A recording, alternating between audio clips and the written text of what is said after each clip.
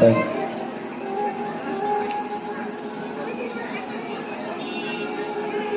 ನೂರಾರು ವರ್ಷ ಈ ಜಗತ್ತಿನಲ್ಲಿ ನಾವು ಬಾಳಿ ಬದುಕಿ ಯಾವಾಗಲೂ ದ್ವೇಷ, ರಾಗ, ಅಸೂಯ, ಅಹಂಕಾರ, ನಾನು ನೀನು ಅಂತಕ್ಕಂಥ ಭಾವನೆಯಿಂದ ಈ ಜಗತ್ತಿನಲ್ಲಿ ಬದುಕಿದರೆ ಆ ಬದುಕಿಗೇನು ಅರ್ಥ ಇಲ್ಲ. 100 ವರ್ಷ ಕಾಲ ಈ ಜಗತ್ತಿನಲ್ಲಿ ನಾವು ಬಾಳಿ ಬದುಕಿದಾಗ ಈ ಮಾನವ ಜೀವನ, ಈ ಬದುಕು ಅಂತಕ್ಕಂಥದ್ದು ನಮಗೆ ನೆಮ್ಮದಿ ಕೊಡಬೇಕು. ಜೀವನದಲ್ಲಿ ಸುಖ ಮತ್ತು ಶಾಂತಿ ಅಂತಕ್ಕಂಥದ್ದು ನಮ್ಮ ಬದುಕಿನಲ್ಲಿ ನಮಗೆ ದೊರೆಯಬೇಕು.